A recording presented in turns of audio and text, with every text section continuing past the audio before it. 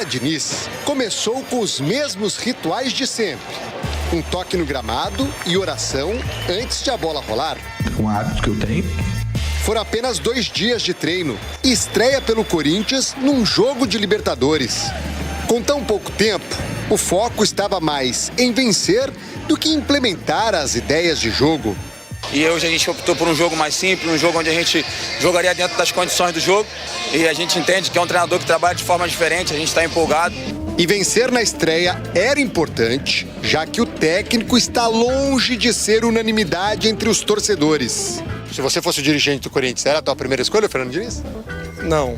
Diniz é 880. Ou vai dar muito certo, ou vai dar muito errado. Ideias novas e também tem pulso, né? Era uma estreia complicada, fora de casa, contra uma torcida empolgada por disputar a Libertadores pela primeira vez. Além disso, 7 desfalques. E olha que por pouco não teve mais uma baixa. Quase que um dente tirou o artilheiro do time do jogo. Ainda não tá cicatrizado, tá cheio de ponto aqui ainda, mas pô, valeu o esforço, cara. Diniz viveu o jogo como de costume, em pé, observando na maior parte do tempo e dando bronca quando as coisas não funcionavam. E foram algumas num primeiro tempo em que os argentinos jogaram melhor. Hugo teve que salvar nesta cabeçada. Salva o timão, Hugo Souza! Em outra, a bola passou perto. Ela passa com perigo! Enquanto que o Corinthians foi finalizar pela primeira vez só nos acréscimos do primeiro tempo. Dá pra dizer que o goleiro do Platense foi pro vestiário com o uniforme limpinho. E o primeiro tempo é difícil jogar aqui. E é um jogo de poucas finalizações, foi o jogo de hoje, sabe? O time também vive um momento que os jogadores ainda não estão totalmente confiantes e livres para tentarem as jogadas que eles normalmente tentariam. No segundo tempo, as coisas mudaram. A bola passou mais pelo pé do Garro. E Kaique aproveitou a enfiada de bola do argentino para marcar o primeiro gol da Era Diniz.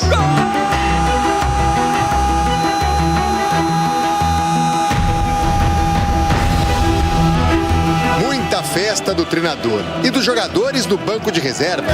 Na Libertadores da América! Sente a pressão? Nada, Nina, não! Nada! Festa essa que se repetiu minutos depois, quando o Garro deixou o Yuri Alberto na cara do gol.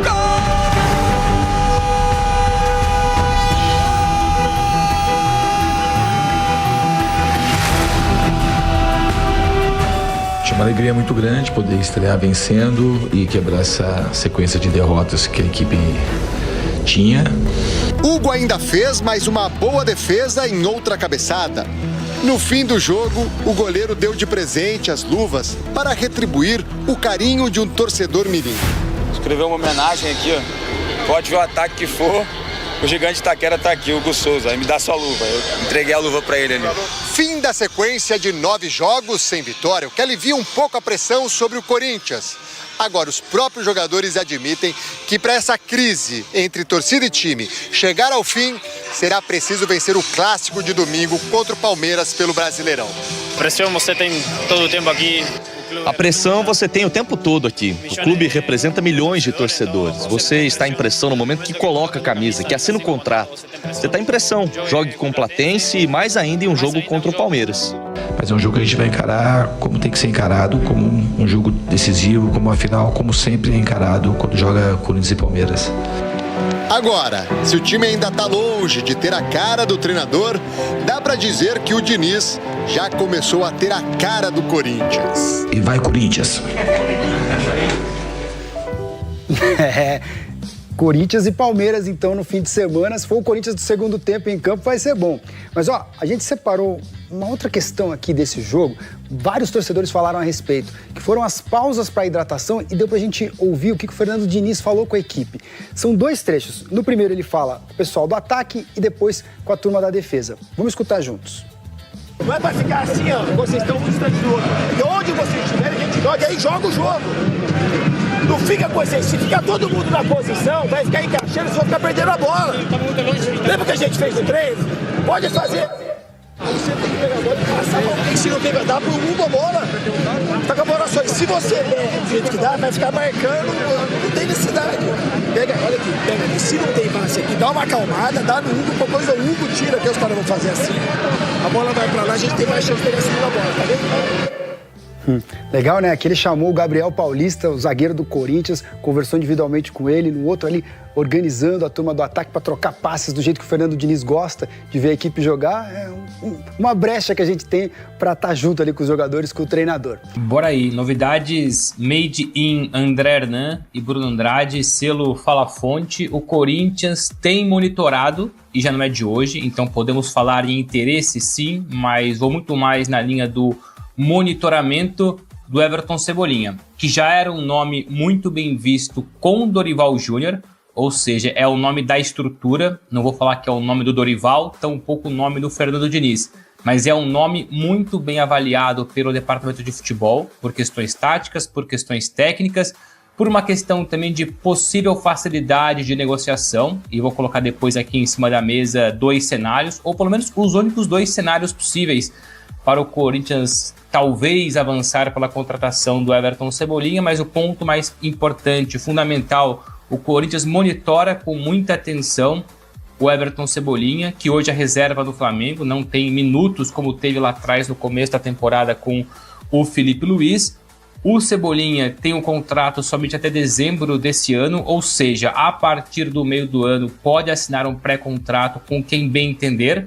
Informação nossa de 2-3 semanas, o Flamengo não vai procurar o Cebolinha para renovar o contrato, já está decidido, enquanto que com o Bruno Henrique, pensando claro no olhar ataque do Flamengo, enquanto o Flamengo quer a renovação do Bruno Henrique por pelo menos mais um ano e confia nessa renovação, o caminho é contrário em relação ao Cebolinha. O Flamengo, por vários motivos, também financeiros, por que não pretende, ou no caso não vai, já determinou essa situação, renovar o contrato do Cebolinha. O Cebolinha também já tem outros planos para a carreira, então esse é um ponto importante, no caso mais um ponto importante, esse monitoramento do Corinthians, e aí são 2 opções em cima da mesa. O Corinthians tentar no meio do ano um acordo com o Flamengo, e aí fica a informação importante, conversando ontem com pessoas do Flamengo, o Flamengo não vai facilitar a saída do Cebolinha no meio do ano, por mais que não tenha interesse na sua renovação, especialmente pensando em mercado brasileiro, o Flamengo não vai facilitar. Eu não vou cravar aqui que não tem possibilidade de acordo, porque de repente pode surgir uma proposta interessante e faltando 6 meses de contrato, o Flamengo pode reavaliar essa situação, dependendo ali dos moldes de um eventual acordo, mas hoje na cabeça do Flamengo é não facilitar negociação no meio do ano. Então o Flamengo trabalha para ficar com o Cebolinha até o fim do ano. Se o Corinthians ou outro clube brasileiro ou clube de fora que seja não conseguir um acordo com o Flamengo para ter a chegada do Cebolinha já para o segundo semestre, aí fica a possibilidade então de assinar um pré-contrato, negociar direto com o jogador e tê-lo à disposição em janeiro de 2027. Tudo isso o Corinthians já estuda nos bastidores, não é a questão prioritária nesse momento, até porque o Corinthians tem outras dores de cabeça para poder resolver, mas sim, é um jogador que interessa, existe esse monitoramento e depois é tentar perceber ou entender qual a melhor estratégia para ter o Cebolinha.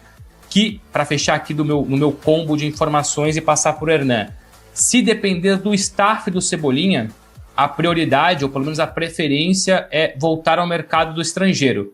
Enfim, não sei se Europa, se Oriente Médio, mas o staff do Cebolinha até vê com bons olhos o futebol de fora. Mas há também pessoas do próprio staff que olham e enxergam de forma positiva uma negociação interna. Uma coisa para mim é clara, se o Cebolinha chegar de fato até o meio do ano sem acordo com ninguém, não é só o Corinthians que vai para cima. Hoje a nossa informação envolve o Corinthians, mas tendo em vista a qualidade, jogador que pode assinar pré-contrato, não me surpreenderia de nos próximos meses a gente falar aqui de mais X, Y, Z clubes do Brasil interessados na contratação do Cebolinha, que para ele está aberto, viu? Entre Europa, Médio Oriente, o futebol brasileiro, ele vai esperar a melhor proposta para decidir o futuro. O Mozart Martins está perguntando se o Grêmio não pode entrar na parada, porque os torcedores do Grêmio adoram Cebolinha também, né? Faz total sentido. Assim, dentro do Corinthians, quando a gente fala sobre esse nome, Everton Cebolinha e tal, é uma cautela muito grande. Até assim, é quase que algo do tipo assim, não queremos falar muito sobre o tema para não gerar uma empolgação. Então, assim, até o meu sentimento também foi muito esse. Que, assim, é um jogador que tem total, assim, aprovação de todo mundo dentro do clube. É um jogador que mudaria um pouco, assim, até na questão da experiência, esses jogadores de lado de campo. O Vitinho é um jogador que ainda é muito inconstante no Corinthians. Tem os moleques, Dieguinho e tal, que precisam se firmar. Jogadores dessa posição, o ponta que corta para o meio. Então, assim, dentro do Corinthians, beleza, é um nome aprovado, é um nome que todo mundo gosta, não teria nenhum problema com o Fernando Diniz, óbvio, gostaria de ter um jogador dessa categoria, mas o que eu sinto o Corinthians não vai falar sobre isso, não vai abertamente se questionados em entrevistas ou em conversas assim, para não criar uma expectativa no torcedor. Porque assim, imagina, o torcedor cria uma expectativa, tá vendo Cebolinha, pode acontecer, o Corinthians tem interesse, depois chega um jogador, oportunidade de mercado e de repente que não é da prateleira do Cebolinha, vira aquela velha história, sonhou com fulano, acordou com ciclano. Então assim, o Corinthians tem muito essa preocupação com a repercussão na torcida em relação a jogadores que estão vindo, a gente viu isso na última janela. Então, senti do Corinthians na minha apuração, algo do tipo assim, cara, é um nome legal, bacana, mas vamos com muita cautela, porque sabe-se que é uma negociação extremamente difícil, a saída dele do Flamengo e até mesmo esses interesses que tem fora do Brasil. Posso dar a carta, Bruno Andrade? Eu tenho informação importante aqui, hein? Do comunicado. Daquele aqui, lá? O que tá. Do estádio do Palmeiras, hein? Eu acho comunicado que é prioridade, importante. né? Tá, então depois vocês completaram do Cebolinha? Já Tem mais acabou, alguma coisa? Não, tá? acabou. Não, vai lá. Bora falar de Palmeiras. Então, é o seguinte, a W Torre acaba de emitir um comunicado para os seus parceiros, então ainda não é uma nota oficial para a imprensa, mas é um comunicado para os parceiros. Perfeito. Onde ela fala o seguinte, encerramento do contrato de naming right da Arena. A W Torre anuncia o encerramento do contrato de naming rights da Arena com a Allianz Seguros após um ciclo de 13 anos. Ao longo desse período, construímos juntos uma associação sólida, um grande palco de entretenimento da América Latina. A marca Allianz... Então, já vamos começar com isso, melhor, né? Porque, ontem 2-0, né? A boa estreia quebrou aquela sequência de 9 jogos sem vitória do Corinthians. E ontem a melhor estreia possível, abrindo a Libertadores com vitória. E assim... a gente trazia aqui na ESPN, eu vi outros veículos também cravando, colegas e tal, uma mudança importante, significativa na escalação do Fernando Diniz, que seria a escalação do Kaique. E aí, poxa, o Kaique, se você pegar a vida dele no profissional do Corinthians, né, desde que ele subiu, 30 minutos era o máximo que ele teve de minutagem num jogo. 30 minutos. Nossa, muito pouco. E aí, de repente, vem um técnico que nunca pisou no Corinthians, que nunca trabalhou no Corinthians e que, de repente, escala o moleque. A minha dúvida sincera mesmo, era se o Fernando Diniz, em algum momento no Vasco, principalmente no Vasco, onde ele trabalhou mais tempo, agora recentemente, né, foi o último clube dele, se ele estava a fim de contratar o moleque. Entendi. Se ele estava de olho de pegar um empréstimo, já que não estava jogando e tal, porque o Fernando Diniz, ele observa muito o mercado. Ele tem muito essa coisa de sentir o movimento do mercado.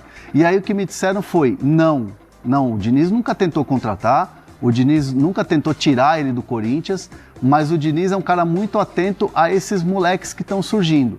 Tipo Ryan, a gente falou aqui do Sara. O John Kennedy. De cuidar dos moleques e tal. E ele sempre olhou o moleque no sentido assim, de tipo, esse moleque é muito bom, hein? Pô, esse moleque, ele dá velocidade, ele é um moleque de finalização. Observando ele na copinha. Na copinha que ele arrebentou, que ele fez gol importante. Até o João França soltou isso no nosso grupo de apuração. Então, assim, o Fernando Diniz estava já acompanhando a evolução desse moleque. Quando o Fernando Diniz chega, ele comenta com a comissão técnica lá permanente, o Raoni, a galera que trabalha no scout e tal, como é que tá a minutagem desse moleque? Putz, ele tem ali pouco tempo. Solta meia horinha. 30 minutos é o máximo que ele jogou. Beleza, vou bancar. Vou colocar esse moleque para jogar. E aquela coisa, não tenha medo de errar. Se errar, a responsabilidade é minha. Sim. E essa atitude do Fernando Diniz, de puxar, de conhecer o moleque, de bancar a escalação dele, Porque muito treinador poderia ficar no óbvio ali, né? Claro. Se esconder num time, colocar os caras que são mais experientes e tal, e eu vou sentir o time. Não, ele fez essa mudança por responsabilidade dele. E isso acabou internamente repercutindo muito como uma surpresa. Tipo, pô, já chegou, já conhece o moleque, já tá bancando, conversou com ele, blindou o moleque, pá, vai colocar como titular. Essa escalação foi muito... chamou muito a atenção no Corinthians. Foi ousada. Foi ousada. Foi. E aí depois na entrevista coletiva ele até cita, né? Já conhecia, já acompanhava, algo do tipo. Ele falou na entrevista que o filho dele jogou futsal com o Kaique e com o Obidon.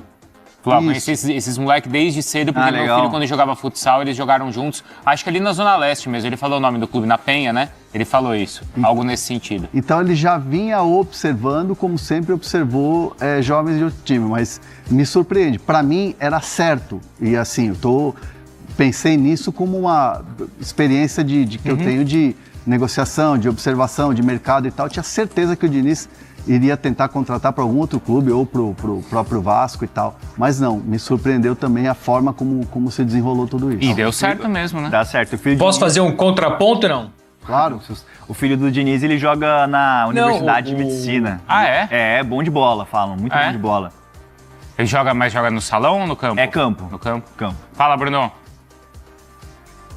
Não, o Hernan lembrou bem aí de, enfim, tentar esmiuçar essa questão sobre o Kaique, se já foi ou não foi alvo do Diniz, mas no contraponto é o seguinte, o Alan, o volante, jogou com o Diniz no Fluminense, viveu um grande momento com o Diniz no Fluminense, o Fernando Diniz, ainda no Vasco, pediu a contratação do Alan, ou Alan, enfim, desculpa, eu nunca vou falar certo o nome do Alan ou do Alan.